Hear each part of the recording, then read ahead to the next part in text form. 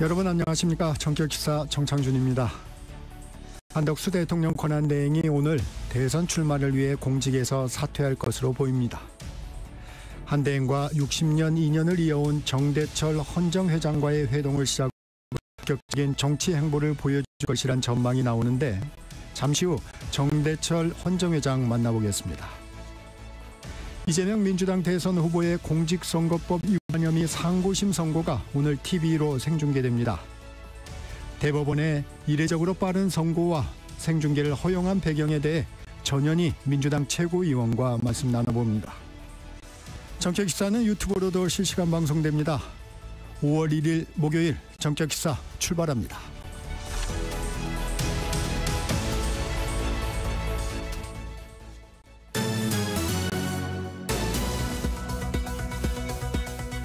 뉴스브리핑 시작합니다. 세계일보 이현미 기자 나와 있습니다. 안녕하세요. 안녕하세요. 민주당 선대위가 출범했습니다. 네, 민주당 이재명 대선 후보는 어제 계파와 진영을 초월한 메머드급 통합선대위를 출범시켰습니다. 선대위의 투톱은 상임 총괄선대위원장을 맡은 윤여준 전 환경부 장관과 박찬대 원내대표고요. 김부겸 전 총리와 강금실 전 법무부 장관, 김경수 전 경남지사, 정은경 전 질병관리청장과 김동명 한국노총 위원장도 총괄선대위원장으로 나섰습니다. 네. 비명계인 박용진, 김두관 전 의원과 임종석 전 실장뿐 아니라 이명박 정부에서 법제처장을 지낸 이석연 전 처장과 같은 보수 성향의 인물도 민주당 선대위에 합류했습니다. 이 후보는 현장을 중심으로 대선을 치르겠다며 골목골목 선대위란 별도 조직도 꾸렸는데요. 네. 당 의원들이 전국 각 지역을 하나씩 맡아서 지역 선거운동을 지휘하고 해당 지역의 대선 득표율을 의원 평가에 반영하겠다는 방침도 세웠습니다. 이 후보는 선대위 출범 후 첫 행보로 퇴근길 직장인들과 만나 간담회를 열었고 이에 앞서 노동공약으로 주 4.5일제를 제안했습니다. 이 후보는 장기적으로 주 4일제로 가야 한다며 주 4.5일제를 도입하는 기업에 대해 확실한 지원 방안을 만들겠다고 밝혔습니다. 한덕수 대통령 권한대행 오늘 사퇴한다고요? 네, 한덕수 대행은 오늘 총리직 사퇴 의사를 밝힐 예정입니다. 오전에 안보관계 장관 회의를 주재하는데 이후엔 공식 일정을 잡지 않았습니다. 내일 곧바로 대선 출마 선언을 하는데 대국민 메시지를 낼 걸로 보입니다. 국민 통합을 이루기 위한 비전을 제시하면서 대통령 임기 단축과 연계한 분권형 개헌 추진과 진영을 아우르는 거국 내각 구성 등을 제안할 거란 관측이 나옵니다. 네. 한 대행은 이미 국회 앞에 나경원 의원이 경선 캠프로 사용했던 곳을 대선 캠프 사무실로 마련했고요. 반 이재명 연대를 위해 민주당계 사람들과도 접촉하고 있습니다.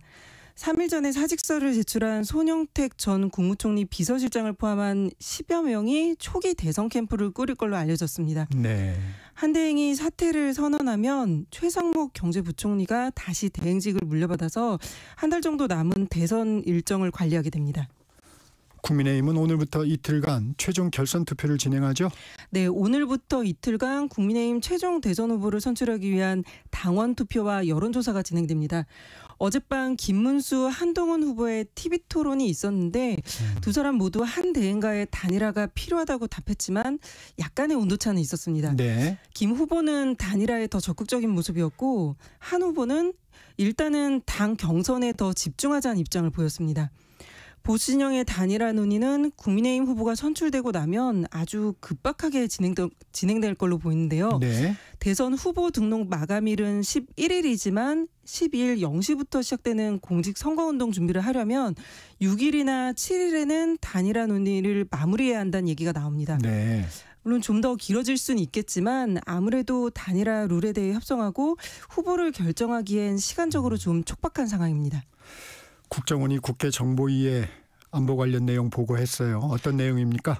네, 국정원은 어제 정보위 비공개 간담회에서 최근까지 러시아로 파병된 북한군은 1만 5천 명이고 이 중 사망자 600명을 포함해 사상자가 4,700명 정도 나왔다고 보고했습니다. 네. 파병 기간이 길어지면서 북한군의 과음과 절도 같은 일탈 행위가 있었다고 하고요.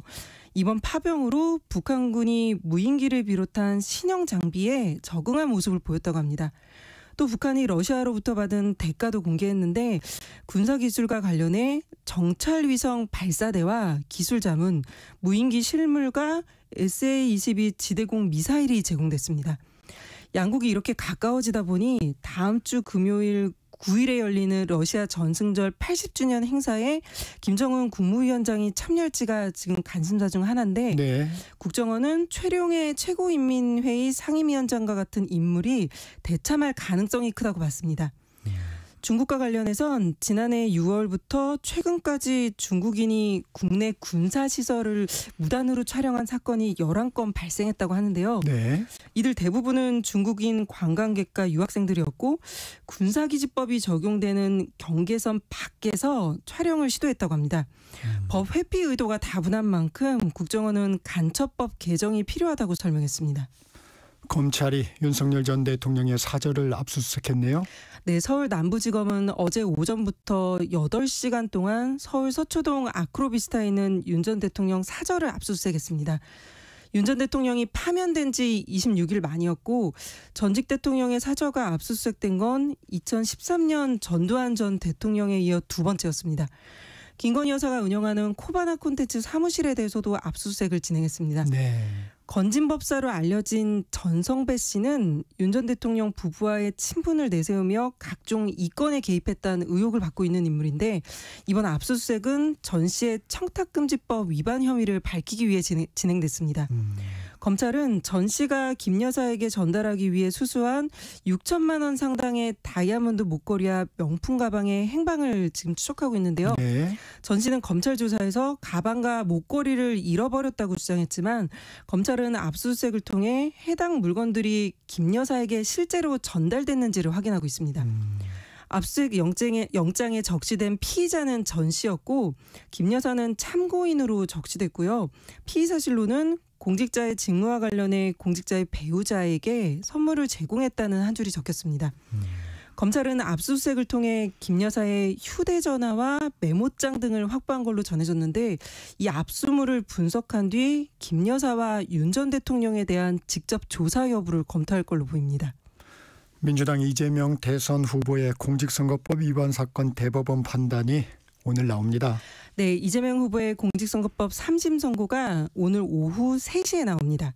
대법원이 TV 생중계를 가능하게 하면서 조희대 대법원장이 선거 요지와 주문을 직접 읽는 모습을 실시간으로 확인할 수 있습니다. 이번 선고는 상고심 사건이 접수된 지 34일 만이자 전원합의체 회부 9일 만인데요. 이례적으로 매우 빠른 속도입니다. 네. 쟁점은 김문기 전 성남도시개발 1처장을 몰랐다. 백현동 부지 용도 변경 과정에서 국토부에 협박이 있었다는 이 후보의 과거 발언이 허위 사실인지 아니면 그냥 표현인지에 대한 판단인데 1심은 해당 발언이 민의를 왜곡할 가능성이 있다면서 유죄를 선고했고 네. 2심은 표현의 자유를 강조하면서 무죄를 내렸습니다. 네. 오늘 선고에 참여하는 대법관은 12명으로 이 중 7명 이상이 동의한 의견이 결론으로 확정됩니다. 만약 6대6으로 의견이 같은 숫자, 즉 동수로 갈릴 경우에는 형사재판에서 의심스러울 때는 피고인에게 유리하게 적용하는 원칙에 따라 무죄로 결론나게 됩니다. 상고심 선고는 피고인 출석 의무가 없어 이 후보는 오늘 출석하지 않습니다. SK텔레콤 유심 정보 해킹 사건과 관련해서 어제 국회에서 청문회가 있었어요. 네, 국회 가방위는 어제 SK텔레콤의 유심 해킹 사고와 관련해 청문회를 열고 여야 모두 질타를 쏟아냈습니다. 의원들은 특히 이번 해킹 사고로 가입자가 계약을 해지할 경우 위약금을 면제해야 한다고 강하게 요구했는데 이 자리에 출석한 유영상 SK텔레콤 대표가 검토하겠다는 말을 반복하면서 미진하게 답하자 과방위는 그럼 오너를 불러 확답을 듣겠다면서 최태원 회장을 추가 증인으로 채택하는 안건을 의결했습니다. 네. 그러면서 의원들은 귀책 사유가 사업자에게 있고 고객들이 지금 불편을 겪고 있는데 위약금을 내라는 게 말이 되냐? 오히려 피해 보상을 해야 한다고 목소리 높였습니다. 유영상 대표는 통신사 역사상 최악의 해킹 사고라는 점에 동의한다며 고개를 숙였고요. 지금 유심 물량이 턱없이 부족한 상황에 대해선 유심보호 서비스의 효과를 강조하면서 최태원 회장도 유심 교체 대신에 보호 서비스를 이용 중이라고 말했습니다. 네. 이번 사건과 관련해 경찰도 22명 규모의 전단팀을 꾸리고 어제부터 정식 수사에 착수했는데요. 악성 코드가 침입한 서버 등을 분석해 해킹 배후를 추적할 방침이라고 합니다. 오늘 여기까지 듣겠습니다. 뉴스브리핑 세계일보 이현미 기자였습니다. 고맙습니다. 감사합니다. 전격기사 듣고 계신 지금 시각 7시 30분입니다. 날씨와 교통정보 듣고 전격 인터뷰로 이어갑니다. 날씨 정보입니다. 올 첫날 비 소식 있습니다. 건조함과 또 더위를 씻어줄 비가 늦봄을 이끌 텐데요. 어제 서울의 낮 기온 25.8도, 경주 29.9도로 초여름 더위가 이어졌습니다. 오늘은 서울 18도까지 떨어지는 등 기온이 중부지방을 중심으로 많이 큰 폭 하락하겠습니다. 16에서 25도 분포고요. 강릉 25도, 대전 전주 22도, 대구 24도에 머물겠습니다. 내일은 다시 맑고 일교차 큰 날씨 되겠고요. 모레 적은 양의 비가 또다시 내리겠습니다. 오늘 비의 양 10에서 50mm 비교적 많은 양이고요. 또 강하게 오겠습니다. 천둥, 번개, 또 일부 지역에는 쌀락, 우박이 동반될 것으로 보여서 안전사고에 유의하셔야겠고요. 경기 북서부와 남부 산간의 많은 곳은 60mm 안팎, 동해안 5에서 10mm 정도의 비가 예상됩니다. 건조특보는 차차 해제되겠지만 일부 지역 유지될 수 있겠습니다. 바람이 강하기 때문에 더욱더 불씨관리 잘 해주셔야겠습니다. 내일까지 전국적으로 강풍이 불겠고요. 바다의 물결도 대부분 해상에서 높게 일겠습니다. 또 오늘 오전까지 동해안에는 너울성 파도가 높아서 이 점도 염두에 두셔야겠습니다. 지금 서울의 기온은 17도입니다. 날씨 정보였고요. 다음은 이 시각 교통 상황 알아보겠습니다. KBS 교통정보센터의 이현 씨입니다. 네, 근로자의 날이자 징검다리 연휴 첫날입니다. 출근길 정체 걱정은 하지 않으셔도 되겠는데요. 서울 시내 간선도로 원활하게 소통되고 있습니다. 고속도로 쪽으로 나가볼게요. 거의 막히지 않고 운행하실 수 있겠는데요. 경부고속도로 부산 쪽으로는 서울시 구간입니다. 잠원에서 반포 쪽으로 짧게 막히고 있습니다. 논산 천안고속도로 논산 방향 남풍사에서 차량터널 쪽으로 속도가 떨어집니다. 중부 내륙고속도로는 창원 쪽이고요. 여주 분기점 부근에서 감곡 쪽으로 더디게 지나고 있습니다. 강원도와 이어지는 길 중에서는 광주 원주고속도로 원주 쪽인데요. 초월 부근에서 2km가량 정체가 이어지고 있습니다. KBS 교통정보센터였습니다.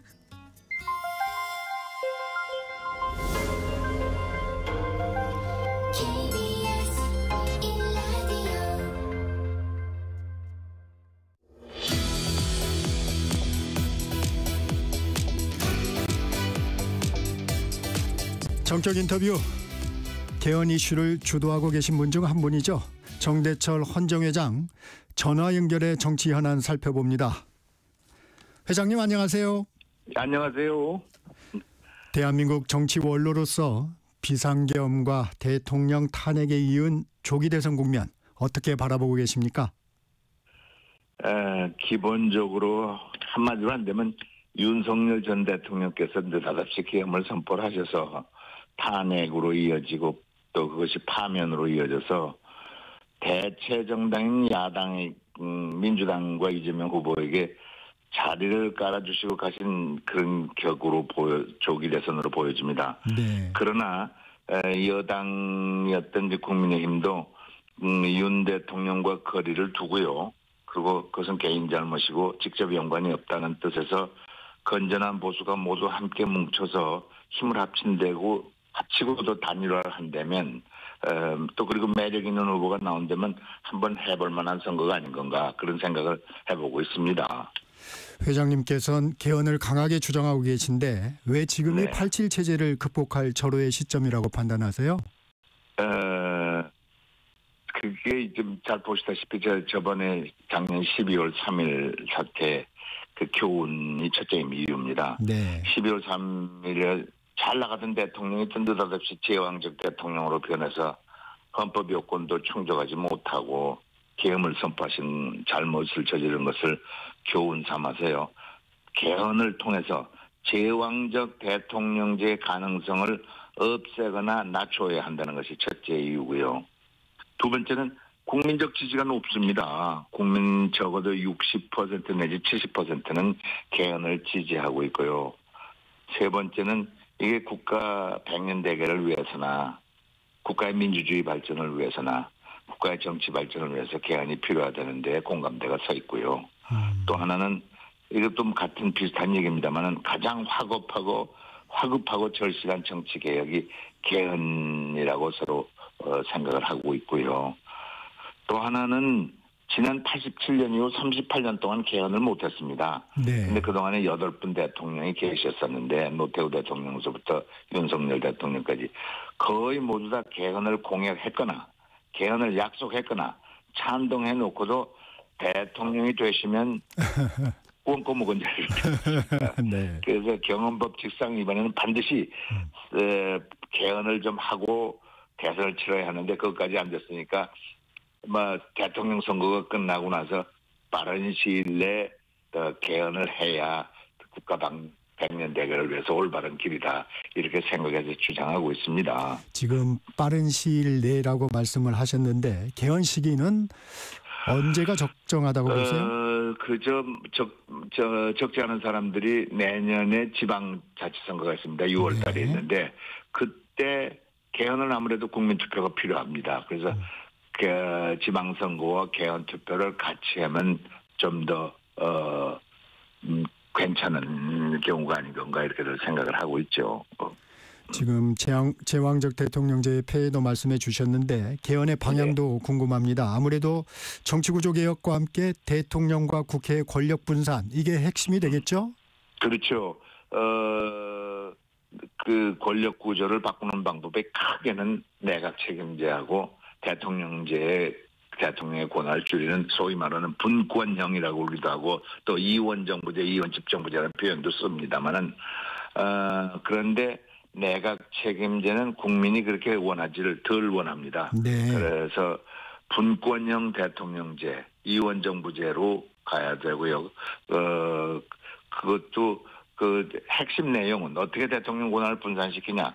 보통 한 서너 가지가 있는데 책임 총리제를 해서 총리한테 권한을 이양시키고 국회에서 뽑고 국회에서 책임을 지는 거. 네. 또 하나는 지금 우리 단원제입니다만은 상원을 만들어서 양원제를 만들어서 대통령의 권한 일부 특별히 미국 같으면 고위공무원 임명권 같은 것을 상원에 동의를 받게 해서 대통령의 권한을 견제, 비판, 감시할 수 있게 하고요. 네. 세 번째는 지방정부, 지방에 대한 정부로 해서 지방 분권화시킨다. 대통령의 권한이나 중앙정부의 권한을 나누어서 지방에다 이렇게 줘서 연방제라고 할까 그런 형식으로요. 네. 그렇게 해서 대통령의 권한을 분산시킬 수 있습니다.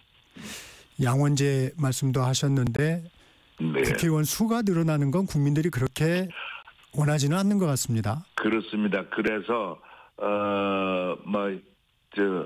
지금 300명인데 300명 내에서 하원이라고 그럴까 지금 현 국회를 좀 줄이고 예를 들면 한 230명으로 하고 나머지 한 70명을 상원으로 한다든가 이런 방법도 있다. 그러고 조금 더 늘어서 한 30명쯤에서 이걸 양분해낼 수 있다 이렇게 생각들을 하고 있습니다. 우원식 국회의장이 대선과 개헌 동시 투표를 제안했다가 거둬들였어요. 이 과정은 좀 어떻게 보셨습니까? 글쎄, 우리 우원식 의장님 존경하는데 그 민주당 출신이라 혹시 민주당 이재명 후보의 눈치를 너무 보신 것이 아닌 건가? 듣건데 민주당의 개혁 세력들이 굉장히 압력을 넣고 무슨 SNS를 통해서도 이재명 따르라 이래서 거북했다고 그러고 저도 우연히 길거리에서 만나니까 정 선배 미안합니다. 그러고 설명은 안 합니다만은 네. 그런 게 있지 않았나 해서 하여간 아쉽고 안타깝습니다. 거대 양당의 상황을 좀 살펴보겠습니다. 국민의힘은 개헌 특위를 만들고 개헌에 좀 적극적입니다. 왜 그런다고 보세요? 우리나라 여태까지 솔직히 말씀드리면 권력이 가까울수록 권력을 줄이는 것에 다 주저합니다. 제가 아까도 38년 동안 못했다고 하는 건데 그러니까 권력이 좀 멀어 보이니까 열심히 하는 거 아닌 건가 그리고 제대로 보는 거 아닌 건가 제가 이제 그렇게 보여집니다. 그러니까 권력이 가까워진 민주당과 이재명 후보가 덜 열심인 거는 바로 이것을 얘기를 해주고 있습니다.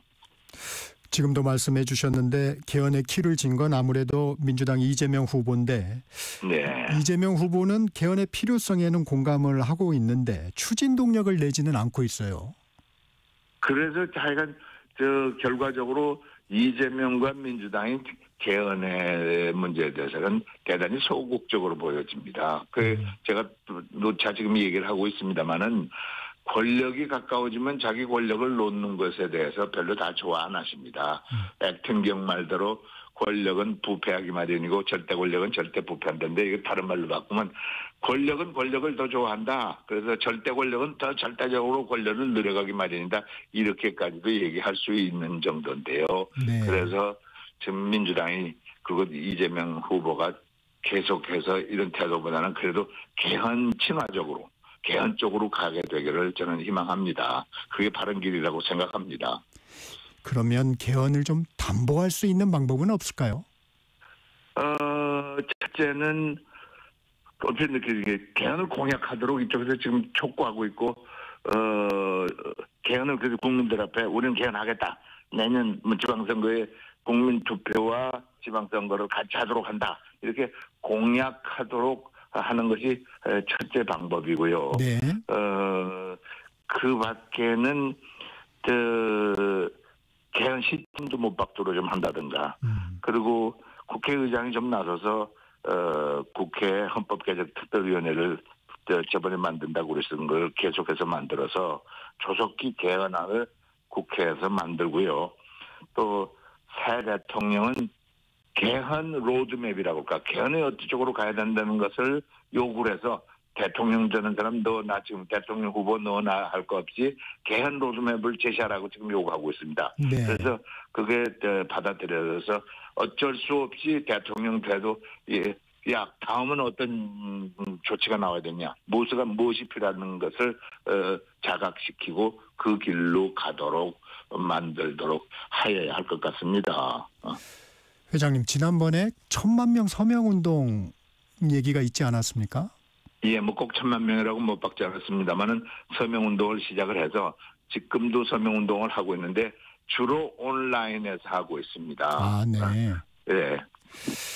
네, 한덕수 대통령 권한대행 출마가 임박하다는 얘기가 나옵니다. 회장님을 네, 찾아서 조언을 구한다고 하는데 혹시 네. 오늘 내일 만나시나요? 그럴 거로 짐작을 합니다. 자기가 전화를 며칠 전에 왔어요. 그리고 저하고 개인적으로 중고등학교, 대학교 후배고 또 한덕수 대행의 친형하고 나하고 가까운 친구입니다. 그래서 어렸을 때부터 잘 알아서 거기다가 지금 헌정회라는 것이 국가원로기관입니다. 그래서 네. 국가원로기관에 찾아와서 자기 시작을 알린다는 것이 상징적인 의미가 있지 않겠는가 그렇게 생각을 하는데 출마 결심을 그저께 밤이군요. 저하고 또 전화를 했는데 네. 출마 결심을 했죠. 그러니까 그렇습니다. 곧 오늘 내일로 관두는 것으로 제가 알고 있습니다. 그래서 그리고 출마를 하고 그래서 그쪽 그러니까 국민의힘 쪽에서 그 양반이 지금 무소속으로 할지 당적을 가질지 나 이거 자세히 모르겠습니다. 그러나 그쪽하고 하나의 빅텐트라고 할까 그래서 국힘 후보와 한덕수 씨 간에 단일화라고 할까 네. 그런 입장에서 힘을 합치는 그런 모습이 있어야 강한 민주당과 민주당 후보하고 제대로 싸울 수 있지 않겠는가 하는 것이 제가 관측하는 겁니다. 아 그러면 확언을 했군요. 한덕수 대행이. 네? 한덕수 대행이 출마를 하겠다고 확언을 했군요. 거의 제가 그저께 밤 전화하니까 나오시지 그러니까 네 그러시더라고. 네. 그래서 모르긴 몰라도 오늘 점심쯤 아니면 총리를 관두실 것으로 제가 보여집니다. 날짜 시간은 제가 확실치 않아도 하여간 촉박해 와 있습니다. 한덕수 대행의 출마를 종용하신 적이 있으십니까? 종용까지는 안 해서 서로 그냥 얘기를 가까우니까 얘기하던 그 대통령이라는 게 그 운이 따라야 된다. 모두 다 그렇습니다.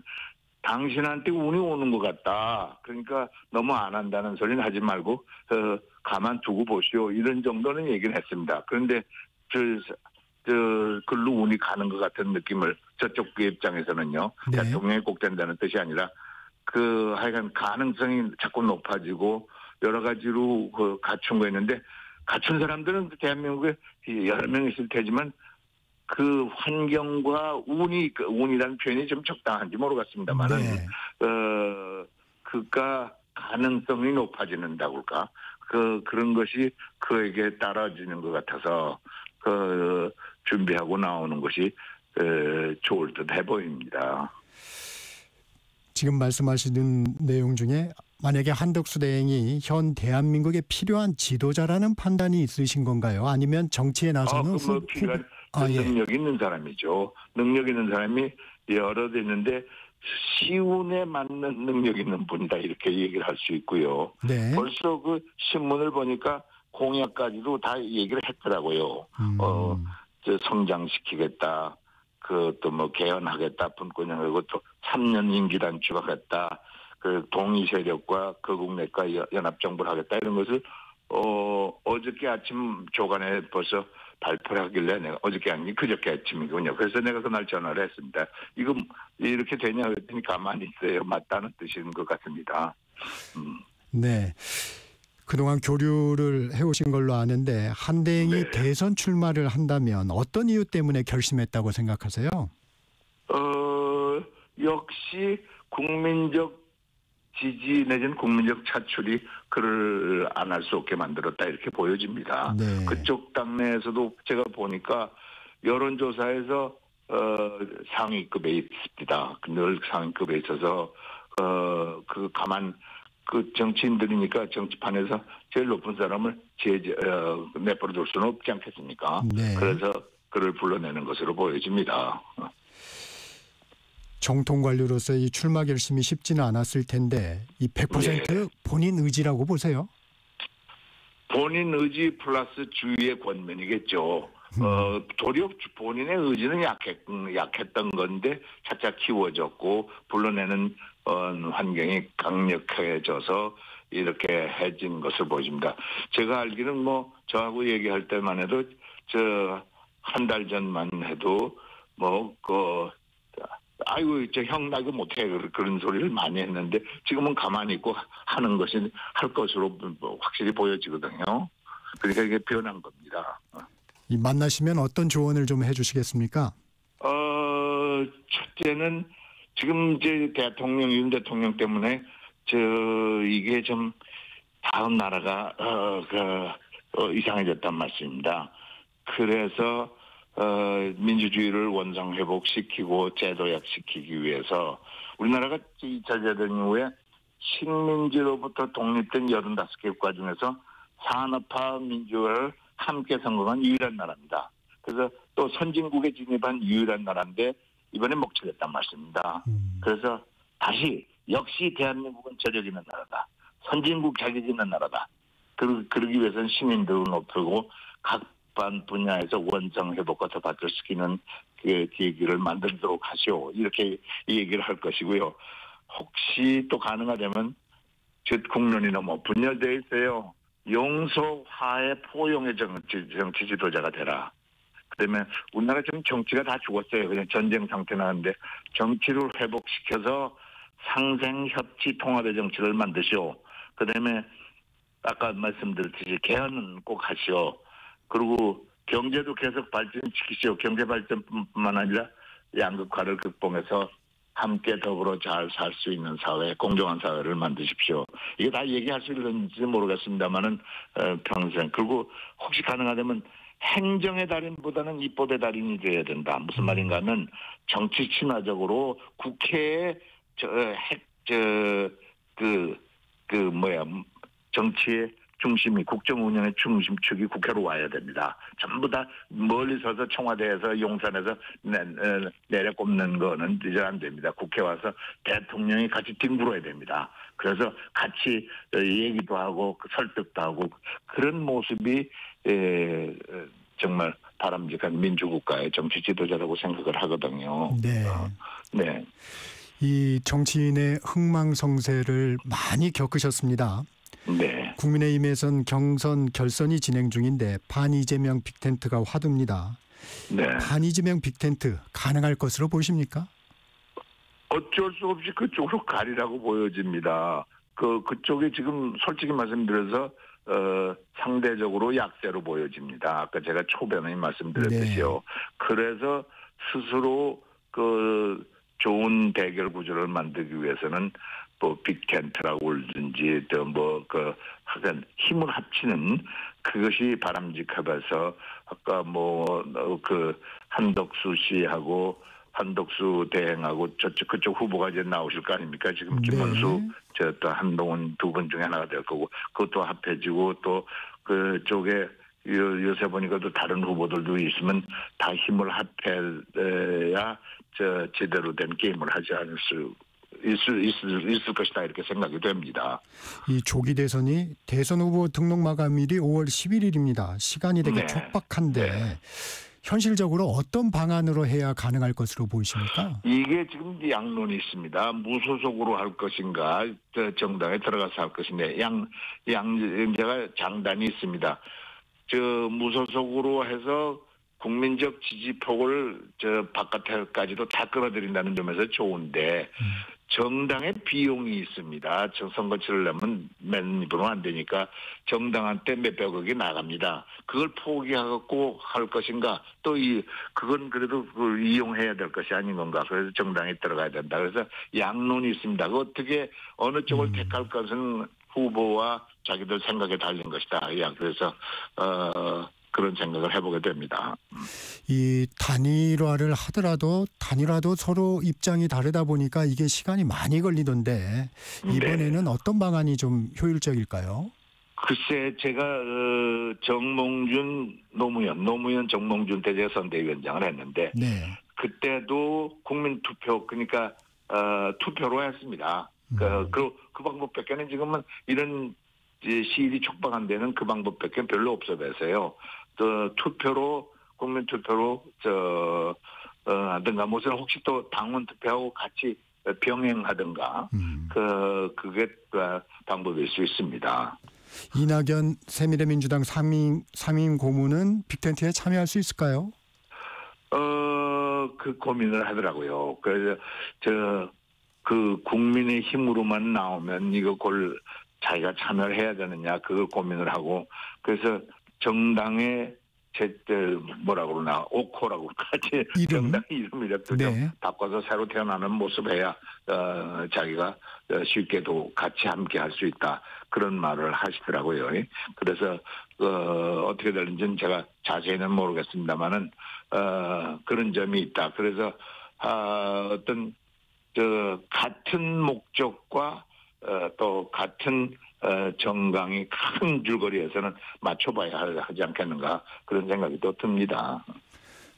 김무성 전 새누리당 대표, 손학규 전 바른미래당 대표도 한덕수 대행 지지 의사를 밝혔나요? 네. 제가 봤습니다.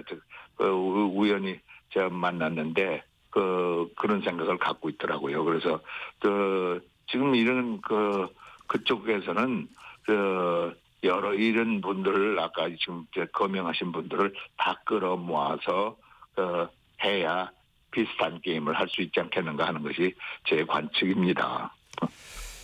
회장님은 민주당에 뿌리를 두고 계신데 이재명 후보가 민주당이 중도 보수 정당이라고 말하면서 보수까지 책임져야 한다는 취지의 말을 한 바 있습니다. 이 발언은 어떻게 생각하십니까? 그 선거 치르려니까 다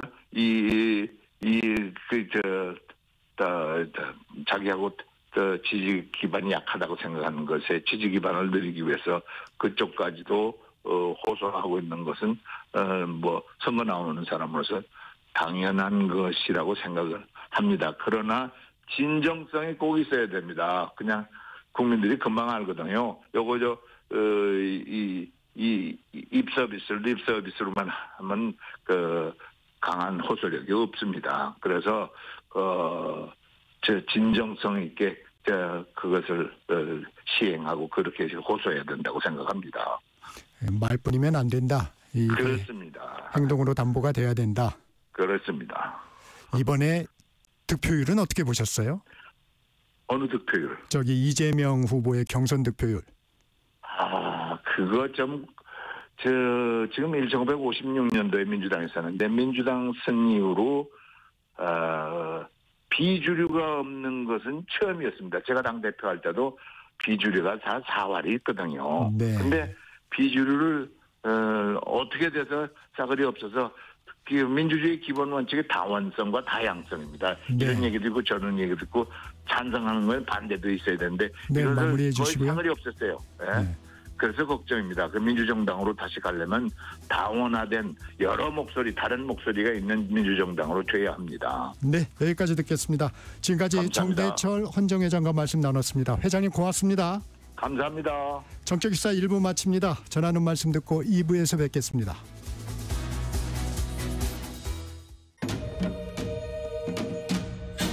광복 80년 KBS 라디오 캠페인 밸류업 대한민국.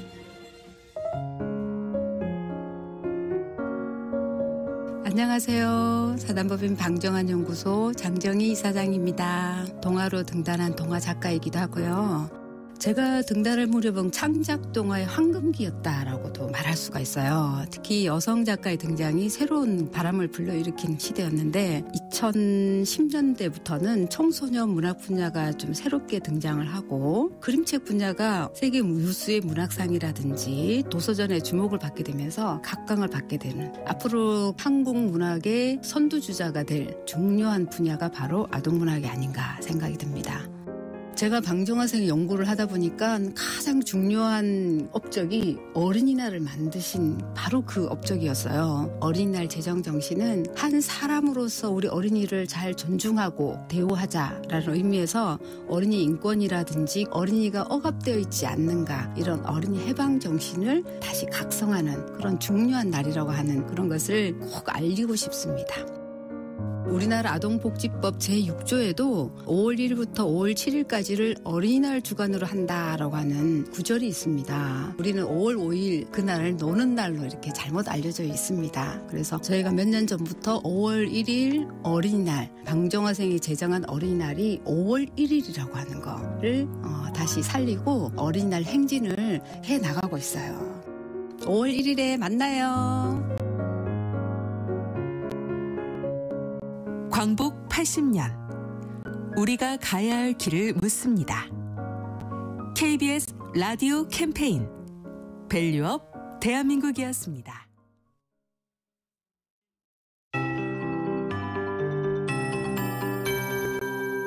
KBS 58분 날씨. 북서쪽에서 기압골이 다가오고 있습니다. 반시계 방향으로 회전하면서 접근하고 있는데요. 오전에 수도권 등 서쪽에서 시작돼 오후부터 밤사이 전국에 내리겠습니다. 양은 대략 10에서 50mm, 많은 곳은 60mm 이상 오는 곳도 있겠습니다. 대기 불안정으로 천둥, 번개, 돌풍이 동반되기도 하겠고요. 일부 쌀아구박이 떨어지는 곳도 있겠습니다. 비는 시간당 10에서 20mm로 강하게 쏟아지는 곳이 많겠습니다. 교통안전에 유의하셔야겠습니다. 건조특보가 오늘 비로 차차 해제되겠지만 일부 지역은 유지될 가능성이 있습니다. 무엇보다 바람이 강해서 불이 번질 수 있으니까 불씨 관리는 늘 잘해 주셔야겠습니다. 오늘과 내일 전국에 강풍이 불겠고요. 특히 중부 서해안과 제주 산지에는 강풍특보 발효 중으로 바람이 매우 강하겠습니다. 오늘 낮 기온 지금 기온과 별 차이가 없겠습니다. 서울 같은 경우 17.8도인데 오늘 한낮에 18도에 머물겠습니다. 어제 25.8도에서 큰 폭으로 떨어진 기온입니다. 이에 비해서 강릉은 25도, 전주 22도, 대구 24도 등 어제보다 3에서 5도 정도 떨어지는 곳도 많겠습니다. 16에서 25도 분포입니다. 동해안에는 너울성 파도가 높겠고요. 대부분 해상의 파도도 최대 4m로 높게 일겠습니다. 지금 서울의 기온은 17.8도입니다. 강혜종입니다.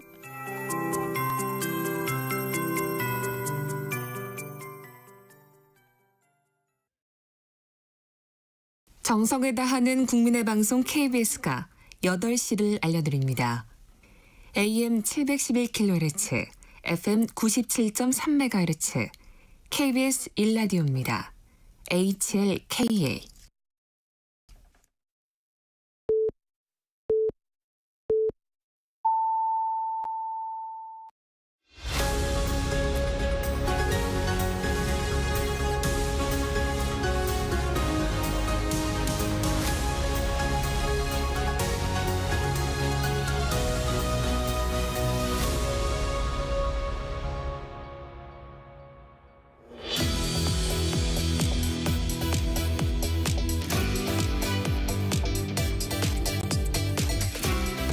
성격 인터뷰, 이번엔 더불어민주당 최고위원 전현희 의원과 말씀 나눠보겠습니다. 의원님 어서 오세요. 안녕하세요.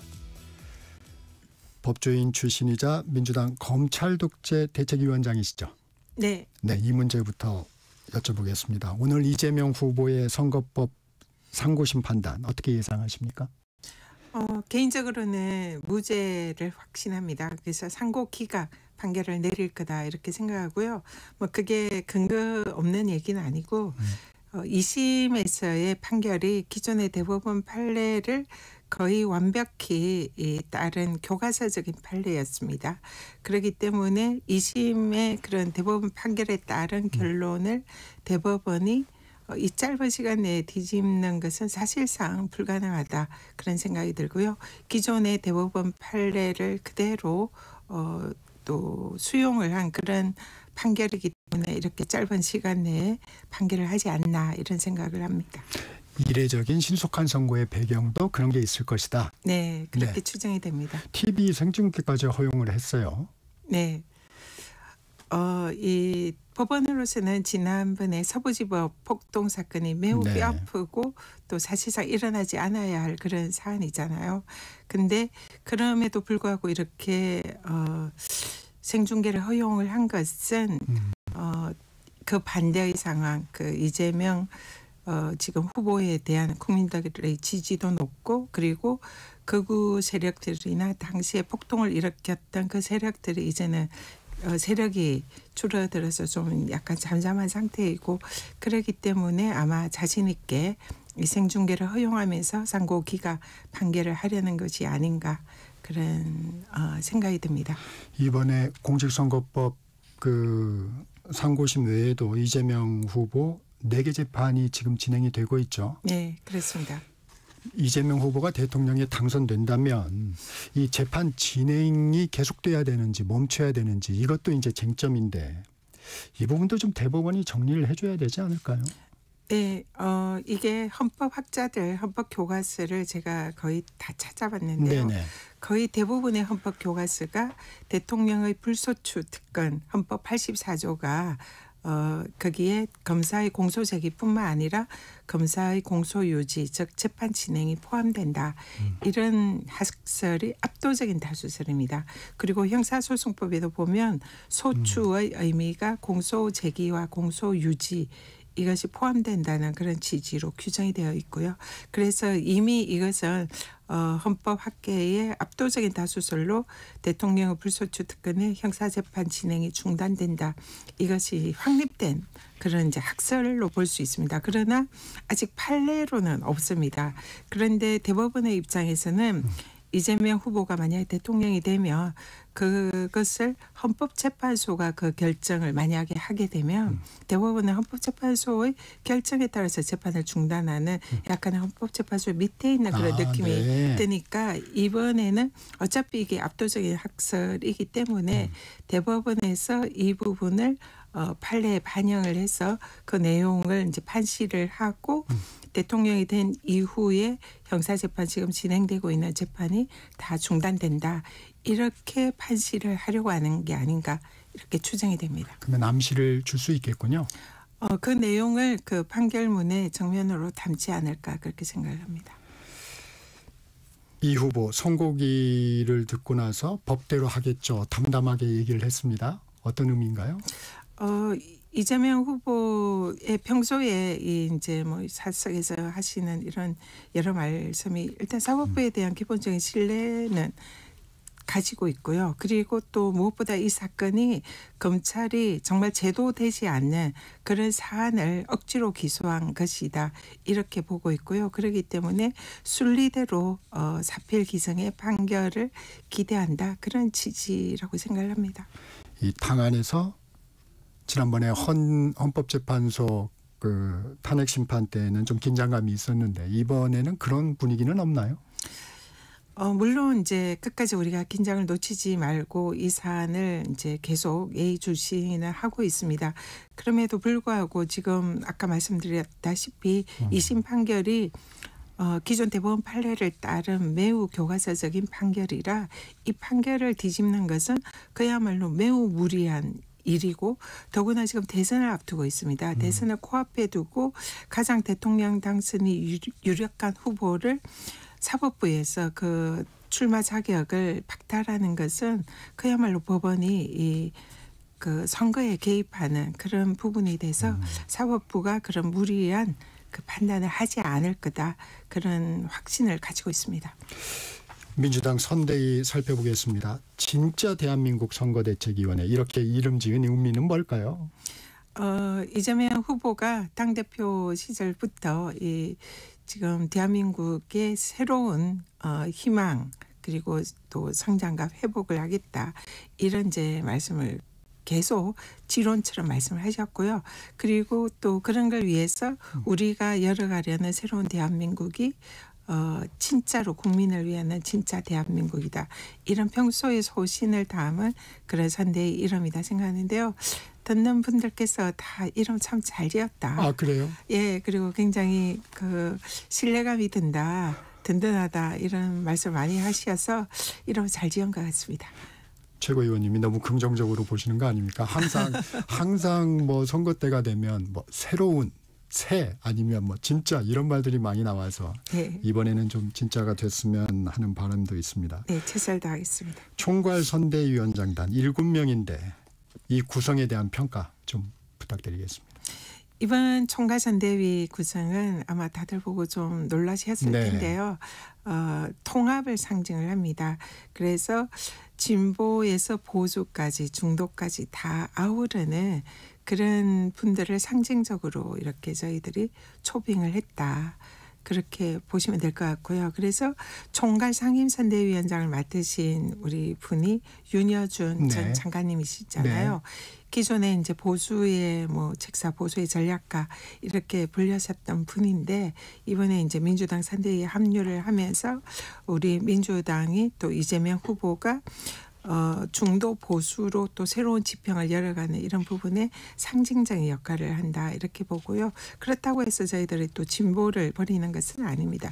진보는 민주당의 뭐 확고한 가치관이고 정체성이고요. 그래서 진보 쪽을 상징하는 분들 네. 그리고 보수를 상징하는 분들 모두 아우르는 그런 통합의 선대이다 이렇게 보시면 될 것 같습니다. 강금실 전 법무장관도 좀 눈에 띄더라고요. 네. 그동안 이제 언론에서 저희가 뵙지 못했던 분이니까 이분이 의원님이 얘기했던 뭐 깜짝 놀랄 인사 뭐 이런 분에 해당이 되는 인사인가요? 어떻습니까? 깜짝 놀랄 인사도 물론 당연히 포함이 되고요. 그리고 또 많은 국민들의 존경도 받으시고 인지도도 높으시고 또 진보 진영에서 큰 역할을 해오신 어른이십니다. 그래서 그런 상징성이 있는 훌륭한 분이 영입이 됐다 이렇게 생각하고요. 또 이제 사실 민주당 입장에서는 깜짝 인사라는 것은 진보 측의 인사보다 아무래도 보수 측의 인사들이 예측하지 못한 인사들이 들어왔구나 이런 부분에 있어서 이제 깜짝 인사라고 볼 수 있는데 뭐 윤여준 이제 그렇죠 아무래도 네 장관님도 포함이 되고 또 어제 이제 그 이석연 전 법제처장 이명박 정부 그렇죠. 초대 법제처장을 하셨고 그리고 이인기 전 국회의원 네. 이분도 이제 경북 지역에서 국민의힘으로 쪽 계열로 출마를 하셨던 분인데 이번에 이제 민주당으로 오셨고요. 그리고 또 추가로 또 몇 분 더 타진을 하고 있다 이렇게 알고 있습니다. 지금 계속 진행이 되고 있군요. 네네. 이 보수의 비명계까지 망라가 돼 있는데 통합을 위해서라지만 이게 불협화음의 우려는 없을까요? 꼭 그런 건 없을 것 같습니다. 왜냐하면 이 총괄 상임 선대위원장과 총괄 선대위원장님들은 각자의 이제 역할이 있으시고 또 약간 상징적인 우리 선대위를 대표하는 그런 분들이시라 그만한 경륜과 지혜를 가지신 분들이라 그런 불협화음이나 이런 건 없을 걸로 보이고요. 또 실제로 시스템이 되어 있기 때문에 그럴 일은 없을 것 같습니다. 의원님이 혹시 알고 계시기에 삼고초려한 인사 아무래도 윤여준 위원장인가요? 어떤 그런 인사가 있을까요? 윤여준 위원장님도 굉장히 이제 삼고초려하고 그동안 또 이재명 후보께서 오랜 기간 친분을 쌓아오면서 서로 신뢰가 쌓였던 그런 관계로 알고 있고요. 그래서 윤여준 장관님은 뭐 이제 그동안의 오랜 신뢰 끝에 이재명 후보가 굉장히 진정성이 있고 또 나라를 위해서 필요한 분이다라는 판단을 하신 것 같습니다. 그래서 흔쾌히 수락하신 걸로 알고 있고요. 또 지금 다른 분들은 이제 뭐 또 요청을 했다가 뭐 여러 가지 서로 뭐 상황이나 이런 게 맞지 않아서 이제 합류를 못 하신 분들도 있는 걸로 알고 있고요. 또 지금 계속 이렇게 좀 의사를 타진하고 있는 분들도 계신 걸로 알고 있습니다. 의원님을 포함해서 최고위원들이 공동선대위원장직을 맡으셨습니다. 이 총괄선대위원장단과 이 공동선대위원장단 역할은 어떻게 크게 구분이 될 수 있을까요? 총괄 선대위원장님들은 이제 그야말로 우리 선대위를 대표하는 그런 상징적인 분들이시고요. 그래서 실제로 이제 그런 상징적인 역할에 맞는 그런 대외적인 활동을 하실 거다 생각을 하고요. 상임 선대위원장들은 그야말로 야정 사령관들입니다. 그래서 이번에 상임 선대위원장들의 역할은 이제 최고위원과 기존에 이제 당의 중진 의원님들을 포함한 그런 이제 규모로 꾸렸는데요. 그래서 이 선대위원장들은 실제로 그 전국 광역 시도를 나눠서 각 지역을 이제 배정을 받았습니다. 저 같은 경우는 서울 지역을 배정을 받았고요. 그러면 이제 저 같은 경우는 서울 지역에 또 저희 선대위원장들의 이제 유세단 이름이 골목 유세단입니다. 그래서 서울 지역을 골목 다니면서 실제로 이제 유세를 하고 바닥을 훑는 거죠. 그런 역할을 이제 저희 선대위원장단이 맡아서 뭐 서울, 경기, 강원도, 경북, 뭐 부울경, 충청도, 호남 뭐 이런 식으로 각각 역할을 분담을 했습니다. 야전사령관이라는 말씀이 어울리는 역할이군요. 이 선거운동 방식도 어제 얘기했는데 경청 투어 방식의 선거운동을 하겠다. 이건 어떤 내용인가요? 이번 선대위의 이제 가장 핵심 그런 컨셉은 경청입니다. 그러니까 국민들과 직접 소통하고 그리고 우리가 말을 많이 하는 것보다 후보가 말씀 많이 하는 것보다 직접 현장의 국민들에게 이제 하는 말씀을 듣겠다. 이게 이제 이번 선거 운동의 기본 컨셉입니다. 그래서 보다 겸손하게 그리고 국민의 말을 듣고 우리의 말을 전달이 아니라 국민들께서 전달하시는 그런 말씀을 듣는 그런 걸 전체적인 컨셉으로 하고 있습니다. 그러기 위해서는 겸손하고 낮은 자세로 그렇게 국민들을 대해야 된다. 이런 이제 뜻도 포함이 되어 있습니다. 이전의 선거운동 방식하고는 좀 다른 방식을 좀 채택하고 있는 부분이네요. 이재명 후보 수락 연설에서도 말했듯 내란 극복, 경제 회복, 국민 통합을 선대위 3대 과제로 제시를 했습니다. 민주당이 목표로 하는 그 내란 극복의 완성은 어떤 것인가요? 일단 지금 현재까지 저희들은 내란이 완전히 종식되지 않았고 아직도 진행형이다 생각을 합니다. 지금 사실상 내란의 우두머리 그런 혐의를 받고 있는 윤석열 전 대통령만 현재 그렇지만 심지어 그분도 지금 석방이 돼서 거리를 활보하고 있는 상황이고 그리고 이제 몇 명의 그 가담한 주요 임무 종사자들만 지금 감옥에 있는 상황이고요. 그리고 나머지는 아직도 그대로 그 세력들이 지금 우리 사회에서 유지가 되고 있는 상황이고 여전히 그 반동을 이렇게 계속 획책을 하고 있는 이런 상황이다. 그래서 아직도 내란은 진행형이다 이렇게 봅니다. 그렇기 때문에 이 내란을 종식하는 것은 사실은 내란이라는 것은 헌정 질서를 파괴하는 행위잖아요. 있을 수 없는 그런 행위죠.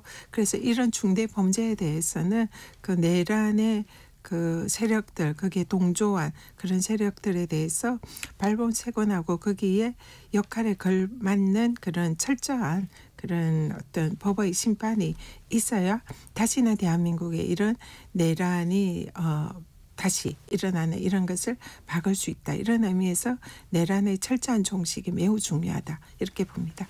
이 내란 극복과 국민 통합이 좀 부조화로 느낄 수 있는 우려는 없을까요?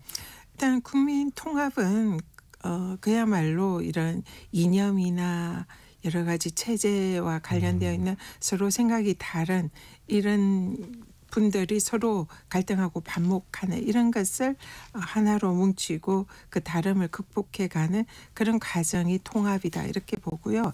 내란의 종식이라는 것은 그야말로 헌정 질서를 파괴하고 민주주의를 파괴한 그런 중대 범죄자에 대해서 법에 따른 심판을 하는 것입니다. 그렇기 때문에 이 통합을 명분으로 이런 내란을 일으킨 그런 중대 범죄자에 대해서 처벌을 하지 않고 그 규명을 하지 않는다는 것은 오히려 국민 통합을 저해하는 일이다 보고요. 그것은 얼마든지 내란 종식과 국민 통합은 함께 갈 수 있는 개념이다 이렇게 봅니다. 상충되지 않는다. 네, 그렇습니다. 김동명 한국노총위원장이 총괄 선대위원장단에 합류를 했는데 노동계 추진 정책이 탄력을 받을 거라는 전망이 나옵니다. 이 노란봉투법, 흔히 얘기하는 파업 노동자에 대한 손배 청구를 제한하고 하도급 노동자에 대한 원청 책임을 강화하는 법인데 재추진하나요? 네, 그는 민주당에서 이미 그 노란봉투법이 당론으로 추진해서 발의가 됐는데 지금 이제 윤석열 정부에 의해서 거부권이 행사가 됐었습니다. 근데 그는 당연히 이 사실상의 이 사회적 약자들에 대한 기본권을 보장하는 그런 사실 원론적인 원칙적인 법이다 이렇게 생각하고요. 그래서 민주당에서는 이 부분에 대해서는 다시 추진을 할 예정입니다. 그리고 오늘이 노동절이잖아요. 네. 그래서 사실은 이제 오늘 노동절에 중요한 행사로 우리 이재명 후보와 한국노총 간의 이제 노동정책 협약 체결이 오늘 예정이 되어 있습니다. 그렇군요. 그리고 한국노총의 경우에는 이제 29일에 한국노총 노조원들 전체 투표로 이번 대선 때에 민주당 후보를 지지하겠다 이런 결정을 내린 바가 있고요. 그래서 그 어느 때보다 또 이런 노동계와 민주당과 민주당 후보에 대한 이런 여러 가지 이제 신뢰와 정책적인 이제 한기를 도모하는 이런 분위기가 매우 높은 상황입니다. 노동절이니까 저희도 노동 관계 관련해서 몇 가지 좀 여쭙겠습니다. 한국노총이 주장해온 정년 연장, 네. 민주당에서도 굉장히 적극적이죠? 네, 민주당이 이번에 이제 대선 공약을 준비하는 과정에서 이런 이제 정년 연장 부분도 검토를 하고 있는데요. 근데 저희들이 이제 검토를 하는 것은 단지 정년 연장뿐만 아니라 이 정년을 연장함으로써 혹여나 청년들의 일자리가 줄어드는 게 아닌가 이런 부분에 대한 이제 우려도 동시에 가지고 있습니다. 그렇기 때문에 청년에 대한 일자리 확보와 또 이 정년을 앞둔 이런 분들에 대한 이런 정년을 좀 더 연장하는 이런 부분이 서로 상충하지 않도록 함께 갈 수 있는 이런 방향으로 저희들이 제도적인 설계를 준비를 하고 있다라는 말씀드립니다. 11월 입법이면 그런 어떤 난제를 풀기에는 시간이 좀 촉박해 보이기도 하는데 그 부분은 그 시간을 두고 그 충분히 검토를 하고 사이각계 의견을 듣고 준비를 해야 되는 거고요. 서두를 이슈는 아니다 이렇게 생각을 개인적으로 합니다. 이 직장인들이 관심이 많습니다. 이재명 후보 주 4.5일제 도입 기업을 확실히 지원하겠다. 나중에는 주 4일제로 가야 된다. 이런 입장을 밝혔는데 기업들은 좀 아직 볼멘 소리를 좀 하는 것 같아요. 국민의힘에서도 포퓰리즘이다. 뭐 이렇게 얘기하고 있는데 어떤 말씀 좀 주시겠습니까? 국민의힘에서도 얼마 전에 지도부에서 주 4일제 이슈를 낸 걸로 알고 있습니다. 그런데 이제 노동시간 단축은 아니다. 네. 그런 차이가 좀 있었죠. 네, 뭐 저희들은 기본적으로 전체 노동 시간을 보장을 지금 하면서 사실상 이제 현재 법적으로 정해져 있는 노동 시간은 더 늘려서는 안 된다 이런 생각을 가지고 있고요. 그 상황에서 사실상 이제 이런 노동에 대한 이런 이제 그 가치라든지 노동이 존중되는 이런 사회가 만들어져야 된다 그런 생각을 분명히 하고 있고요. 그래서 그러기 위해서는 노동 시간이 현재 좀 선진국 수준에 맞춰서 단축이 될 필요가 있다 이런 생각은 분명히 가지고 있습니다. 이 얘기도 좀 궁금합니다. 이재명 후보의 외곽 싱크탱크로 알려졌던 성장과 통합의 해체 소동 이건 어떻게 된 건가요? 지금 뭐 그 성장과 통합이라는 그런 단체가 뭐 이재명 후보의 이제 싱크탱크다 이렇게 이제 그동안 알려져 있는데 사실상 당에서 공식적으로 뭐 아니면 후보 측에서 공식적으로 싱크탱크다 이렇게 인정을 한 적은 없는 걸로 알고 있습니다. 당의 공식 싱크탱크는 민주연구원. 네, 그렇습니다. 네. 그래서 민주연구원 중심으로 거기에 이제 많은 교수님과 정책 전문가들이 이미 합류가 되어 있고요. 성장과 통합에 계시는 분들도 그런 이제 민주연구원의 그런 공조직에 합류가 되어 있는 상황이고요. 그렇기 때문에 지금 이제 그 현재 일어난 그런 일은 저희들로서는 이제 사실은 굉장히 우려하고 있는 부분이고 그 대선 때는 그런 조직들이 많이 발생을 하잖아요. 그런데 이제 그런 단체 중에 하나다 이렇게 보고요.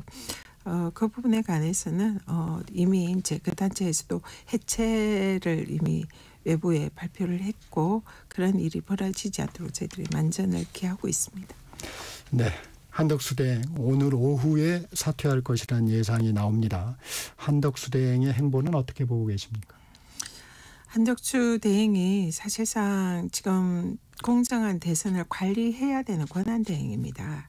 그리고 저희들이 그동안 한덕수 대행이 이 내란에 대해서 사실상 내란에 가담한 거 아니냐 이런 의혹을 가지고 있고요. 그리고 또 그 내란으로 인해서 파면된 전직 대통령이 임명한 국무총리입니다. 그렇기 때문에 국민들 앞에서 사실은 겸손하고 사죄하는 그런 모습이 우선이고 그리고 또 대선을 공정하게 관리하면서 다음 정권을 이양할 수 있는 그런 준비를 하는 게 그분의 본분이다 이렇게 생각을 하는데요. 얼토당토 않게 이제 그런 일종의 선수가 심판을 보던 사람이 선수로 뛰겠다 이런 형국이다. 그래서 네. 이거는 어처구니 없는 어이없는 그런 행보다. 그리고 어떻게 보면 좀 후한무치하다 이런 생각이 들고요. 한덕수 대행이 이제 그걸 또 넘어서 사실상 권한 대행의 역할을 하면서 사실상 그동안 선거운동을 해온 거다 저희들은 이렇게 봅니다. 네. 오늘 지금 출마를 하겠다는 거는 그동안 출마 결심을 하고 그동안 보인 행보들이 선거운동이 아니었냐 이렇게 보고 그는 공직자의 정치 중립 의무 위반 소지가 매우 높고 이 부분에 대해서는 저희들이 법률국 차원에서 이걸 선거법 위반 관련성을 검토를 하고 있습니다. 그리고 무엇보다 통상협상의 경우에 지금 미국 재무부 장관 베센트 재무부 장관이 지금 한국 정부가 이 통상협상을 빨리 마무리하고 선거운동에 뭐 그걸 이제 쓰려고 한다 뭐 이런 취지로 지금 발표를 했습니다. 네. 그러니까 이거는 사실은 국민을 속이는 거고요. 이거는 명백한 불법입니다. 사실은 이 통상협상도 다음 정부가 결정권을 가지고 해야 되잖아요. 근데 미국 재무부 장관 얘기를 하면 이게 지금 권한대행직에 있으면서 통상협상을 마무리해서 그걸 성과로 선거운동을 하겠다라는 걸 미국 재무부 장관이 얘기를 했잖아요. 물론 네. 지금 한국 정부는 부인을 하고 있습니다만 만약 미국 측의 주장이 사실이라면 이것은 매우 중대한 범죄이고 대통령 후보 자격조차 없는 오히려 이거는 법의 심판을 받아야 될 그런 정도의 사안이다 이렇게 봅니다. 일단 어제 국회에서도 그렇고 이 최상목 대행은 일단 트럼프 취임 100일을 맞아 국내 홍보용으로 발언한 것으로 추정을 한다. 이렇게 얘기는 하고 있습니다. 안덕근 산업부 장관도 부인을 하고 있고 국민의힘 경선 상황 좀 살펴보겠습니다. 김문수, 한동훈 후보로 압축이 됐습니다. 나경원 의원, 홍준표 캠프 핵심 인사들이 김문수 후보를 지지하고 있습니다. 다른 당의 상황이지만 이런 움직임은 좀 어떻게 보고 계십니까? 일단 일종의 반탄 동맹이다 이렇게 보고요. 국민의힘에 이제 새로 그 신세력으로 등장한 극우 세력들의 이제 그 함께 가는 그런 이제 윤석열 전 대통령과 함께 가는 이제 그런 세력의 규합이다 이렇게 보입니다. 근데 사실은 이 세력들이 지금 점점 국민들과 유리되고 있거든요. 그러니까 사실은 국민 중도층의 경우에는 이미 이제 이 내란에 대한 심판과 함께 이 윤석열 전 대통령과 거리를 두고 있다 이렇게 보입니다. 국민의힘의 당원들과 지지자들도 그런 움직임이 이제 점점 가속화되고 있고요. 그런 게 이제 이번에 사실 한동훈 후보가 저렇게까지 2강에 오를 거라고는 생각을 못했는데 네. 그렇게 이제 한동훈 후보가 계속 지지율이 높아지는 게 그런 현상을 반영한다 이렇게 보고요. 그래서 지금 이 내란 세력과 윤석열을 지지하는 세력들이 그렇게 힘을 모아서 규합을 하지만 결국은 힘을 잃을 거다 이렇게 생각을 하고요. 그리고 이 세력들의 궁극적인 목적은 이 대통령 당선되는 것이 아니다 이렇게 보입니다. 다음에 있을 이제 대선 이후에 있을 그 전당대회에서 자기들이 당권을 잡겠다는 그런 목적으로 뭉친 세력이 아닌가 이렇게 생각이 듭니다. 민주당에서 전략적으로도 분석을 하실 텐데 한덕수 대행과 국민의힘 후보의 단일화의 파괴력 어떻게 보십니까? 일단 지금 한덕수 대행의 경우에 사실상 출마하는 것이 부적절하다 이런 국민들의 평가가 뭐 굉장히 높고요. 지금은 부정적 여론이 우세해요. 네. 그래서 사실상 한덕수 대행에 대한 국민들의 이제 판단은 이미 아니다 이렇게 판단을 했다 이렇게 보입니다. 그리고 또 국민의힘에서 선출된 이제 후보와 한덕수 대행이 지금 단일화를 하겠다 이런 취지인 것 같은데요. 그걸 통해서 이제 시너지 효과를 통해서 표를 더 많이 지지율을 높이겠다 이런 취지인데 저는 뭐 사실상 실패한 전략이 아닌가 생각을 합니다. 한덕수 대행이 이미 국민들의 지지를 점점 잃어가고 있고 또 출마의 명분도 없고 또 어떻게 보면 사실상 대통령 대행을 하면서 선거운동을 한 것에 대해서 국민들이 지금 분노가 매우 높아지고 있는 이런 상황이고 민주당도 거기에 대해서는 절대로 자세하지 않을 거고요. 그런 상황에서 국민의힘 후보나 한덕수 대행이 그 단일화를 한다고 한들 그 시너지 효과는 별로 없을 거다 이렇게 보입니다. 민주당의 뿌리를 둔 새미래민주당 이낙연 상임 고문 이 반면 빅텐트의 이름이 자꾸 오르고 있는데 이런 행보는 좀 어떻게 보고 계십니까? 굉장히 좀 개인적으로 안타깝다 이런 생각이 들고요.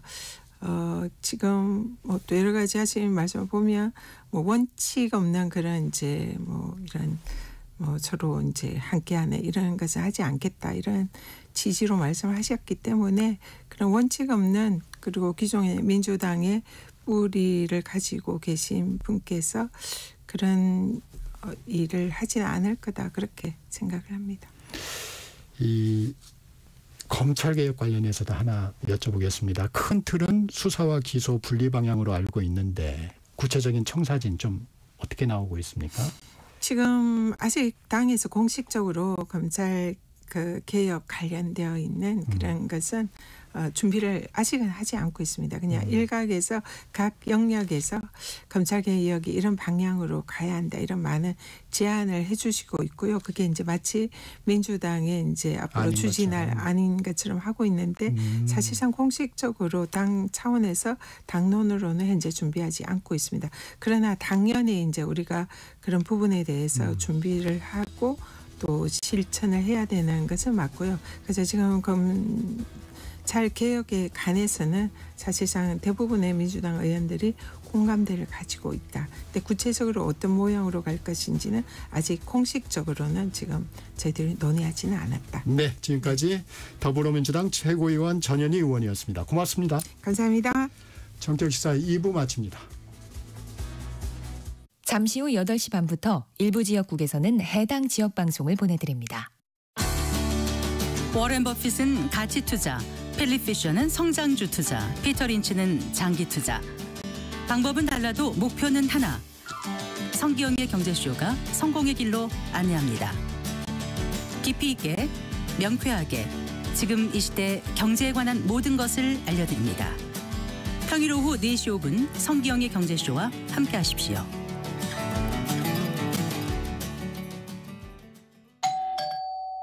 편지 왔습니다.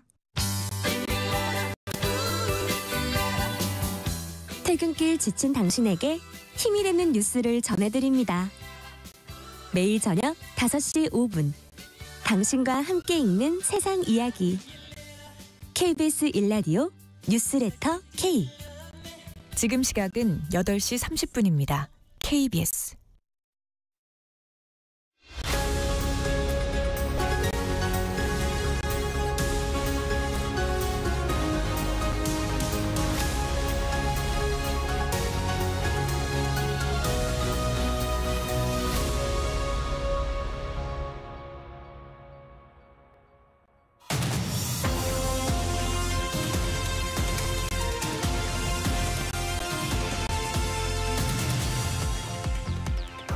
매주 목요일 성큼성큼 경제에 다가가는 진격의 경제 시간입니다.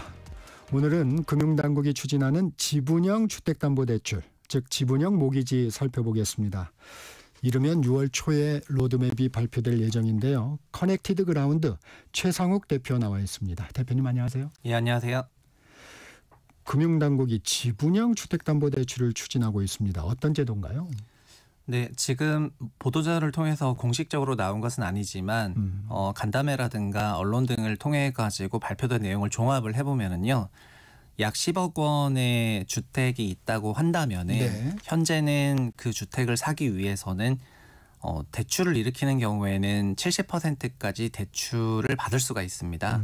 그런데 그 주택금융공사가 얘기하고 있는 이런 새로운 방식의 지분형 모기지는 주택금융공사가 그 집의 40% 지분을 취득을 하고 즉 네. 4억 정도의 비용을 주택금융공사가 되고 나머지 6억에 대해서는 그 6억의 70%까지는 은행에서 대출을 받고 그럼 4억 2천 정도 대출을 받는 거잖아요.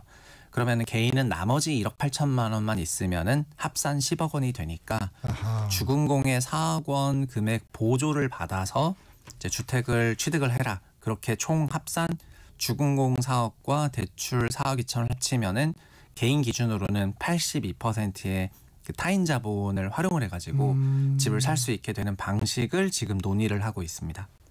그러면 10억 원짜리 집을 내가 들어가는데 1억 8천만 있으면 내 집 개념으로 들어갈 수 있다. 예, 맞습니다. 그런데 그 주택금융공사가 4억 정도를 투자했기 때문에 그 4억 원에 대해서는 소위 지분이 있다고 하는 것이어서 지분형 모기지라는 말을 쓰는 거거든요. 네.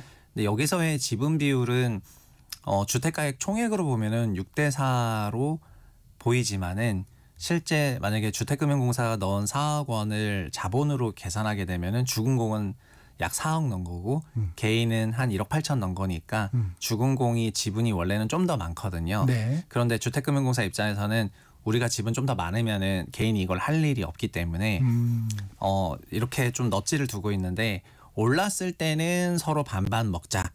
10억짜리가 12억이 됐다 치면은 집의 가치가 네, 10억에서 12억이 됐다 치면은 나중에 올랐을 때는 그 2억 상승분에 대해서 매수자 반, 주금공 반 이렇게 먹자고 얘기를 하는 거고요. 그거가 마음에 안 든다면은 우리 주금공 지분 4억 원을 너가 좀 더 매수를 해라. 그러면 4억 원 주금공으로부터 4억이 아니라 1억 정도 더 매수하면은 주금공은 3억이 되고 저는 2억 8천이 되잖아요. 그런 식으로 주금공 지분을 좀 더 매수해라 이렇게 하는 거고요. 대신에 하락했을 때는 내가 먼저 얻어맞을게. 그래서 주금공이 먼저 얻어맞는 방식으로. 그러니까 10억이 8억이 되게 되면은 개인은 여전히 1억 8천, 대출도 4억 2천, 6억이 그대로인데 주금공 지분 4억이 2억이 되는 것이죠. 그래서 하락할 때는 주금공이 먼저 얻어맞고 올라갔을 때는 반반하고 레버리지율이 좀 더 높기 때문에 그래서 과거에도 이런 유사한 제도들이 나왔었지만 현재 이렇게 논의되는 방식이 개인 입장에서 봤을 때는 큰 불리함은 없고 오히려 더 높은 레버리지를 제공하기 때문에 메리트가 있다고 생각해서 이제 굉장한 화두가 되고 있는 것 같습니다. 그러면 주금공이 가지고 있는 지분만큼 네. 집값이 떨어졌을 때는 먼저 그 지분을 다 소진을 한다는 그런 개념이군요. 그러니까 맞죠. 그러니까 정부가 거의 주택가격 하락의 40% 정도를 버퍼로 삼아준다는 거가 되니까 밑은 받쳐주고 위로는 올라갈 때 어쨌든 자기는 조금만 넣었잖아요. 고레버지를 뒀으니까. 그래서 올라갈 때는 어쨌든 수익을 인식할 수 있고 하락은 받쳐준다고 하면은 일반적으로 주택을 구입할 때는 하락과 상승을 둘 다 자기가 책임져야 되는데 그거 대비 밑이 받쳐지는 굉장히 안정적인 상품이라고 생각이 들면서 지금 시장에서 굉장히 언제 출시하냐 막 이럴 정도로 과열 양상으로 가고 있습니다.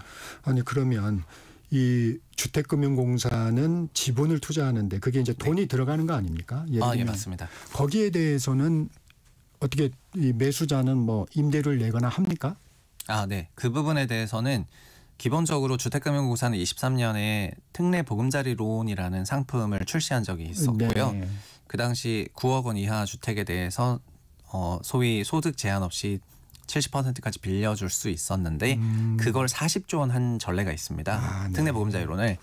만약에 현재 10억 주택 상한선으로 이 프로그램을 돌린다면은 40%를 넣는다는 거는 10만 호 정도 넣는다는 거거든요. 4억 곱하기 10만 호 하면 40조 원이 되기 때문에 아마 23년 수준의 그런 프로그램을 만든다고 하면은 10만 호 정도에는 영향을 줄 거라고 생각을 합니다. 근데 그 정도는 23년에도 그랬지만은 주택금융공사가 조달하는 방법이 있으니까 그 정도는 조달이 될 것 같고요.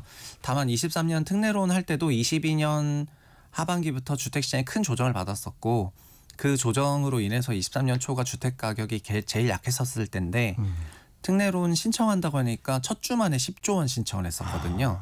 근데 저의 생각에는 아마 현재의 스킴대로 상품이 출시가 된다던가 하게 된다면은 한 달 만에 다 소진될 걸로 생각을 하고 있습니다.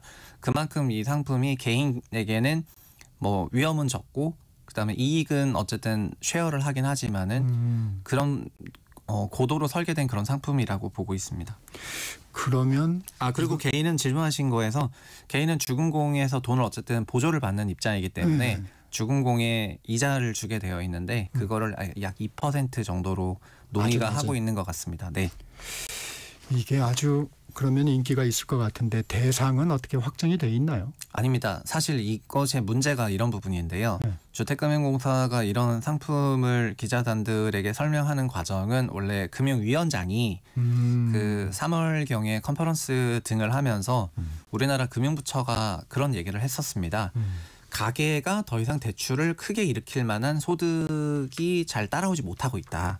즉 가계 소득이 충분히 올라오지 못하고 있는데 주택 가격은 아주 높기 때문에 현재의 DSR 체계에서는 현 높은 주택 가격을 그 대출을 일으켜가지고 집을 사기가 굉장히 곤란하다는 것입니다. 그래서 그렇다면은 가계대출 중심의 대출 성장이 불가능하니까 결국 전체 부동산 대출을 보면은 꼭 가계가 부동산 대출을 해야 되냐? 정부도 그러니까 공공도 부동산 대출 부분에 일부 기여하면서 부동산 대출 시장을 좀 키우는 방식으로 전환을 하는 그런 논의하는 과정에 이런 상품들이 나왔습니다.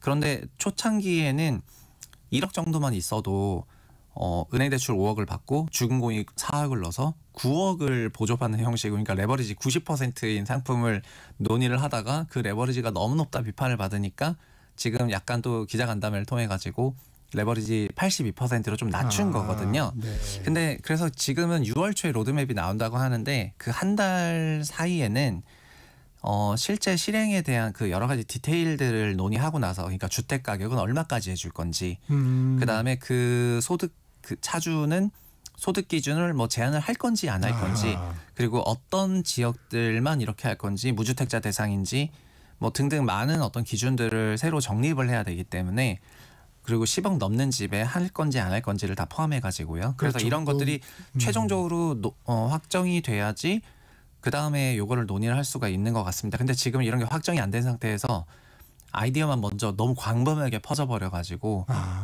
조금 이 상품 언제 나오냐 이런 시장이 막 기대감만 높여놨기 때문에 그런 부분들은 저는 제 공공부처가 조금 잘못 대응한 게 아닌가 이렇게 생각하고 있습니다. 그러면 아무래도 대상은 이게 관심 있는 대상들이 이제 청년이나 신혼부부나 네. 이런 분들이 이제 관심을 가질 텐데 대상도 아마 뭐 이런 분들은 적극적으로 이게 신청을 할 것 같아요. 네, 그거는 저희가 과거에 있는 정책금융들을 보면은 시사점을 네. 찾을 수가 있는데요. 네. 먼저 정책금융을 하고 있는 기관은 두 개입니다. 하나는 국토부 산하의 주택도시보증공사 허그가 한 꼭지를 담당하고 있고요. 하나는 금융위 산하의 주택금융공사인 이제 HF 주금공이 담당을 하고 있습니다. 그런데 이게 윤석열 정부 들여서 재밌었던 거는 민간 부동산 금융은 많이 위축이 되어 있고요. 소위 저희가 말하는 5대 금융지주로 대표되는 시중은행 주담대는 상당한 위축이 되어 있는 반면에 정책금융이라고 하는 거는 연간 수십조 원 규모로 집행이 되고 있습니다. 아, 네. 그래서 우리나라 가계대출이 지난 윤석열 정부 동안에 연평균 약 60조 원 정도 증가를 해왔는데요. 이게 문재인 정부 때랑 비교하면은 한 연평균 100조 대비해서 많이 내려왔기 때문에 가계대출 증가율 자체는 낮고 가계대출 증가율이 낮다 보니까 GDP 대비해서 가계대출 비중도 낮아지고 있는 것이 추세이고 가계대출 관리가 잘 됐다고 평가를 받고 있습니다. 전반적으로는. 그런데 그 가계대출을 담당했던 기관은 문정부에서는 시중은행이었는데 지금 정부는 거의 절반 이상이 다 정책 대출이고요.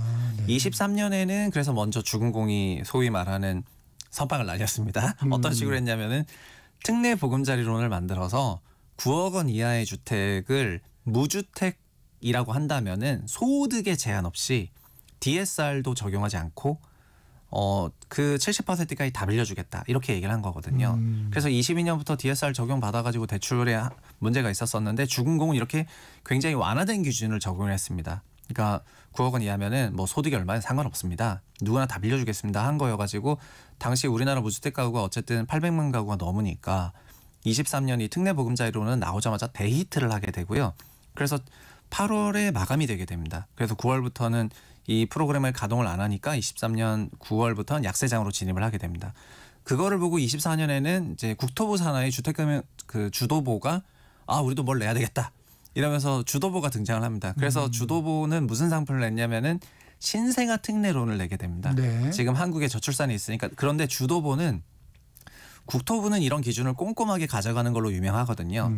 그래서 가구 합산 기준으로 1억 3천만 원 소득 이하, 주택 가격 9억 이하, 그다음에 재작 2년 이내 출산 가구 등등 이런 조건을 막 달다 보니까 이제 신생아 특례로는 신청이 작을 수밖에 없겠죠. 이제 기본적으로 특례 보금자리로는 무주택 가구 전체가 대상인데 신생아로는 뭐 종전에 출산한 가구 합치면은 4, 50만 가구밖에 되지 않기 때문에 수요 자체가 작거든요. 그래서 신생아 특례로는 생각보다 신청을 많이 안 하고 계셔서 작년에도 남았고 올해도 남고 있는 상황이 되겠습니다. 그런데 올해가 되니까 주금공이 다시 자기 차례잖아요. 그래서 이런 상품을 말하는 것 같은데 저는 그래서 주금공의 이런 금융상품은 굉장히 완화된 기준으로 나올 것 같거든요. 주택금융공사. 네, 그러니까 소위 무주택 가구면 누구나 신청할 수 있고 소득 제한 없고 DSR 안 보고 이런 방식으로 굉장히 완화해서 발표를 할 것 같습니다. 그런데 대표님 말씀을 언뜻 들어보면 이 특례 대출을 지분으로 바꾼 거고 네. 예를 들면 이자를 예를 들면 임대료로 바꾼 거고 네. 약간 이런 느낌이 좀 드네요. 예, 맞습니다. 그래서 이 상품을 논의하면 할수록 들어가면 들어갈수록 더 애매한 부분이 생기는데요. 첫 번째는 이런 형태의 상품은 과거에도 있었습니다. 국토부가 공유형 모기지 사실 이름이 똑같거든요. 공유하겠다는 거는 손익을 둘 다 공유하겠다는 당시의 개념이었습니다. 근데 물론 현재의 지분형은 손실은 주금공이 다 떠안고 이익은 공유하자고 하는 거기 때문에 과거보단 진일보 했는데 네. 과거는 플러스 마이너스 둘 다 나눠 갖자 뭐 이런 거였고요. 주택도시보증공사가 6억 원 이하 주택에 대해서만 시행을 했습니다. 6억 원 이하 주택에 대해서 70%를 우리가 1%대 저리로 빌려줄 건데 대신에 위아래 올라가는 거는 너랑 나랑 나눠 갖자. 이렇게 얘기를 하고 소득도 7천만 원 이하 소득인 대상으로 소위 이게 정책금융이라는 게 어느 정도 주거 그렇죠. 복지의 차원이기 네. 때문에 그렇게 런칭을 했거든요. 그러니까는 이 상품은 신청자 자체가 아주 적었고요. 그리고 이거를 장기화하지 못한 이유는 세무적인 이슈가 따라오기 때문입니다. 결국은 그 소유권을 갖는 과정에서 공동 매수를 하게 된다면은 그러네요. 취득세하고 보유세하고 네네. 양도세는 법인이 또 취득하는 거니까 또 법인 보유세를 내게 되거든요. 그런 문제가 또 있다. 네, 그런데 2010년대 아시겠지만 법인의 취득세와 법인의 재산세 그리고 법인의 종합부동산세는 한도 없이 거의 최고 세율로 나오도록 세팅되어 있기 때문에 법인 명의로 이런 부동산을 취득하는 부분에 대해서 부담이 많이 생겨가지고 이런 것들이 논의가 안 되고, 그리고 개인들은 근본적으로 주택시장 강세장에서는 나눠 갖는 걸 싫어하거든요.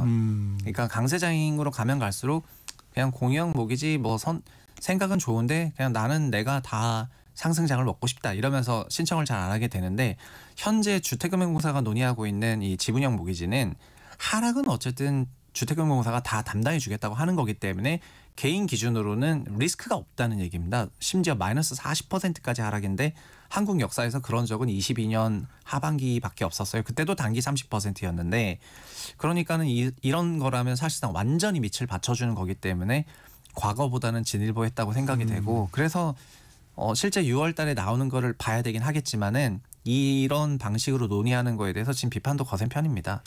아무래도 많은 혜택을 줄 수는 없겠군요. 예산이 한정돼 있을 것 같다는 생각도 좀 듭니다. 예, 맞습니다. 네, 오늘은 여기까지 듣겠습니다. 진격의 경제 커넥티드 그라운드 최상욱 대표와 말씀 나눴습니다. 고맙습니다. 예, 감사합니다.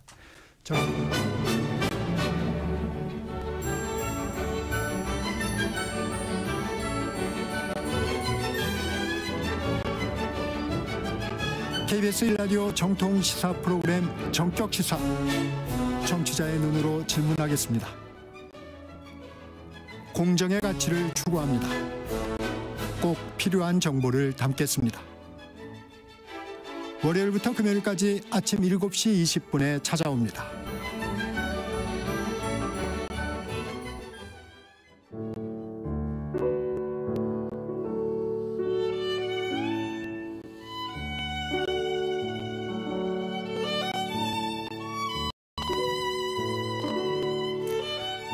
매주 목요일 문화 이슈를 다루는 문화 이슈쇼, 김원식 문화평론가 나와 계십니다. 안녕하세요. 네, 안녕하세요. 노동절 맞아서 근로자 가요제죠. 왕중왕전이 방송되죠? 네, 그렇습니다. 전통사회에서는 노동요도 있었는데요. 근로자 가요제는 매년 개최되고 있는데 올해 40주년을 맞이했습니다.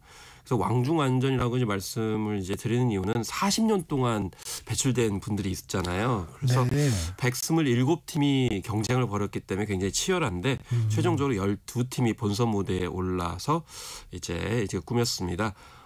사연을 보면은 지난해 8월 대장암 판정을 받았지만 음악으로 하느들에게 희망의 메시지를 전하고 싶다면서 참가하신 분도 있고, 출산한 지 얼마 안 됐는데도 불구하고 무대에 나오신 분도 있었습니다. 심사위원으로는 김현철, 김조환, 김경호, 린이 애썼고요. 초대 가수로서는 박서진, 김서연, 몽리, 손태진 등이 출연하는데 잠시 후 오전 10시부터 11시 50분까지 KBS에서 방송이 되고요. 또 5월 6일 오후 12시 10분부터 2시까지 또 보실 수가 있겠습니다. 5월 5일은 또 부처님 오신 날인데 이를 앞두고 서울 도심에서 연등 행사 있었죠? 네, 그렇습니다. 요즘에는 사실 야간 행사가 굉장히 각광을 많이 받고 있는데요. 종로대로에서 4.5km 구간에서 연등을 순회든 시민분들의 참여가 인상적이었습니다. 사실 요즘에 MZ세대라고 불리는 젊은 세대들이 연등 행렬에 굉장히 관심이 많은데요. 그 이유는 캐릭터들이 등장하기 때문입니다. 그래서 새우, 수박, 물고기, 심지어는 사람 키의 3배쯤 달하는 용 모양의 장엄 등이 입에서 불을 뿜기 시작하는 모습이 화제가 많이 됐는데요. 무엇보다 일반 시민분들이 많이 참여하는 건데 연등 행렬에는 5만여 명이 참여를 했고 연등만 무려 10만여 개가 사용이 됐습니다. 대동 한마당이라든지 어린이 전통문화체험 그리고 난장 공연 등이 다양하게 일었었는데 연등은 오늘 밤도 비가 좀 내리더라도 밝히지 않을까 이렇게 생각이 듭니다. 이 어린이날이 다가오면 부모들은 또 긴장하는데 볼만한 공연 어떤 게 있습니까? 네, 일단 발레 공연 보겠습니다. 서울 아트홀에서는 돈키호테 스위트가 이제 무대에 오르는데요. 우리가 이제 너무나 잘 알고 있는 돈키호테 발레 중에 관객들이 좋아하는 장면만 골라서 스페인풍으로 화려하게 보입니다. 해설을 추가해서 온 가족들이 볼 수 있다는 장점이 있고요. 또 3일에서 5일에는 구미, 부천, 서울 강동구에서 가족 콘서트 핑크퐁 클래식 나라가 열립니다. 핑크퐁 하면은 영유아들이 너무 좋아하는 그런 컨텐츠인데요. 이 동요를 클래식으로 편곡해주는 그런 무대가 되겠습니다.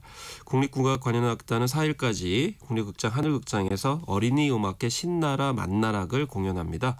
제주의 설문 대할망 소라를 모티브로 해서 다양하게 일형을 활용해서 국악의 매력을 선사하는 무대가 되겠고요. 네. 어린이들이 좋아하는 무대로 마술을 또 빼놓을 수가 없죠. 네. 그래서 이 3일에서 5일 한강 노들섬으로 가시면 서울 서커스 페스티벌을 이제 보실 수가 있겠습니다. 아슬아슬한 묘기와 역동적인 움직임을 선사하는 것이 서커스 애슬레틱인데요. 이것과 더불어 공중고개를 보여주는 서커스 제로 그래비티, 또 동식물의 움직임을 표현하는 그린 서커스 등 친환경적인 서커스도 선을 보입니다. 이렇게 16편의 국내외 서커스 공연도 보이고 프랑스의 현대 서커스 단체의 공연도 같이 볼 수 있고요. 당일인 5일에는 북서울 꿈의 숲에 있는 꿈의 숲 아트센터에서 어린이 마술 콘서트 쇼프라이즈를 엽니다. 무엇보다 어린이들이 직접 무대에 올라가서 마술을 이제 완성할 수 있기 때문에 아마 어린이들이 너무 좋아할 것 같은데요.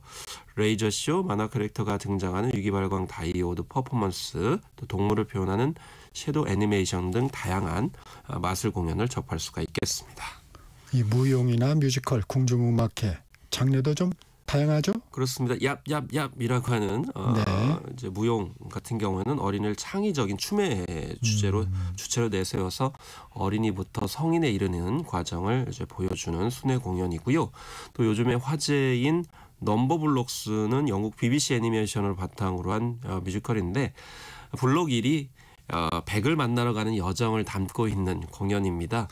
수학의 원리라고 하지만은 수학보다는 이제 산수의 원리를 알려주는데 반응이 좀 좋은 것 같습니다. 연휴 기간 궁중 가무학도 만날 수 있는데요. 3일에서 5일 경복궁 근정전에서는 궁중문화축전 고금음악회 백인의 여민동락을 통해서 조선 왕실의 음악을 다양하게 이제 들려준다고 합니다. 네, 전주국제영화제가 열리고 있는데 핵심은 단편 경쟁 부분이 되겠죠? 네, 그렇습니다. 올해는 57개국 224편의 영화가 공식 초청됐고요. 국내 작품은 98편, 해외 작품은 126편입니다. 전주에서 처음으로 공개를 하는 월드프리어에만 80편이 이르렀고요. 무려 이제 이런 3편의 작품은 전 회차 일찌감치 매진이 된 상황이고 말씀하신 대로 대개 이제 단편 영화가 전주국제영화제의 핵심인데요. 늘 실험적인 작품들 돋보이는데 올해도 한국 영화들이 특히 눈길을 끕니다. 김선민 감독의 월드 프리미어는 꿈을 쫓는 감독과 꿈을 포기한 배우의 달콤 쌉싸름한 현실을 유쾌하게 풀어서 지금 주목을 많이 받고 있습니다. 네. 또 남소영 감독의 떠나는 사람은 꽃을 산다라는 작품은 쉽지 않게도 올 로케이션 영화입니다. 단편에는 참 어려운 점이 있는데요. 독일 베를린에서 살던 중 귀국해야 하는 은하의 이야기를 그린 작품인데 여운이 짙게 남는 영화다라는 평가를 받고 있습니다.